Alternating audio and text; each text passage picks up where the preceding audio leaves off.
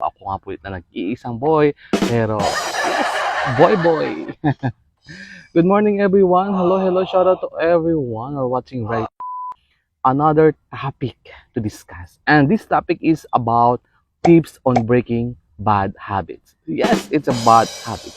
You need to break your bad habits. What is this topic all about?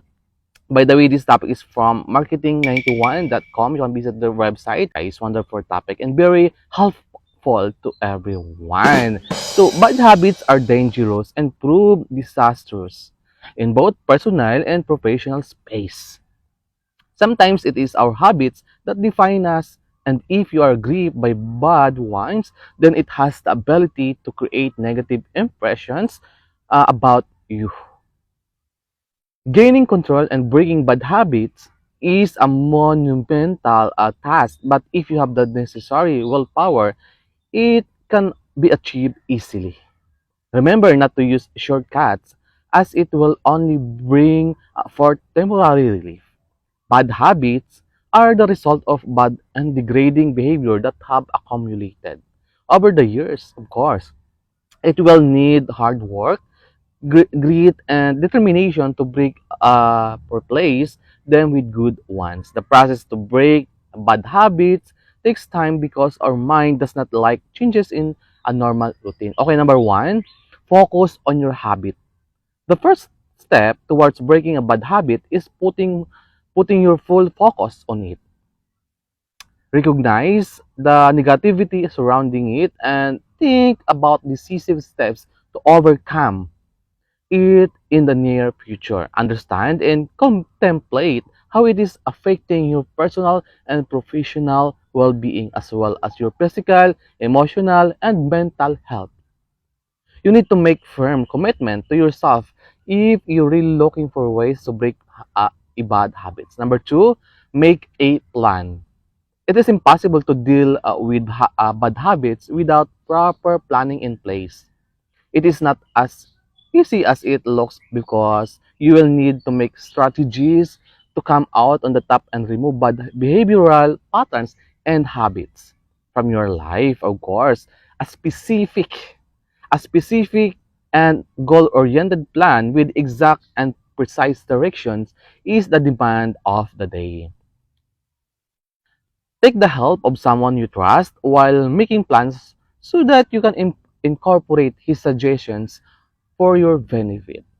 A different perspective will help you in understanding the situation better. Accept that mistakes will occur and be prepared with contingency plans to motivate you and regular intervals. If you are looking for ways to break bad habits, you do not want to make a plan that looks daunting or at the onset. Hence, set up smaller goals that look attainable and achievable. Next, number three, find the trigger. You need to find the trigger. The key to breaking a bad habit is to sever the pattern so that the chain of events stop by itself. There is always a clear trigger that started it, hence find and remove it from your vicinity. It can be an emotional trigger. For example, drinking alcohol for combating household stress or problem with a spouse. Sometimes situation and development also help in making bad decisions and with time become bad habits that need extra effort to break. For instance, a person started to drink with colleagues in office parties because he did not want to become the only one to stand out. Next, number four, deal with the trigger. You need to deal with the trigger. You have already taken the first step and I mean identify the trigger that has resulted in a bad habit. Just finding it is not the solution. You will have to deal with it in a precise manner if you are interested to break it. If you are habituated to drink, then simply start avoiding clubs or parties where you already know that it is easy to procure alcohol. If your bad habit includes fast food or chocolates, then do not buy and leave it in the house. Simply remove the temptation. Next, number five, choose a substitute. Choose a substitute. Breaking bad habits is never easy. Yes, you have identified the trigger and are trying to deal with it. But are you 100% successful in your endeavors? On the onset, you must have an alternative plan, of course.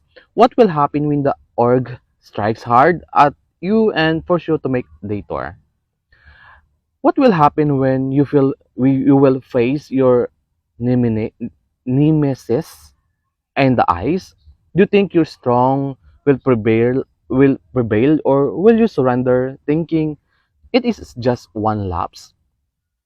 Choose a substitute beforehand for such situations so you can take its help under duress. You need an effective replacement to substitute one with another during extreme circumstances if you are looking for ways to break bad habits. Next, number 6, be mindful. Be aware of every step of the way so that you can be diligent in efforts.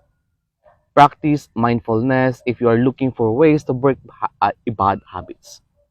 This is a positive quality that will stop you from making unconscious mistakes. Mindfulness is a healthy habit that trains the brain to be on alert so that you do not give in to the temptation of undesired behavior. Number 7, be persistent and patient. You have to be ready for a long inning. If you are looking for ways to break a bad habits, one cannot achieve results in moments. Hence, remember that it is your persistence that will help you to remain in the game until you reach your goal. Yes, you will need lots of patience because there will be times when you will want to raise your hands and quiet in your efforts. Number 8, replace the bad habit with a good one. You need to replace the bad habit with a good one. What does it mean? Besides choosing a substitute, you can try to replace the bad habit with a good one if you are looking for ways to break the bad habit. Sometimes stopping a particular behavioral pattern is very difficult at the onset, of course. When you give it a new direction, it becomes easier for you or easier for the body and mind to make viable adjustments. Human beings are creatures of habit. Number 9, take help of visualization.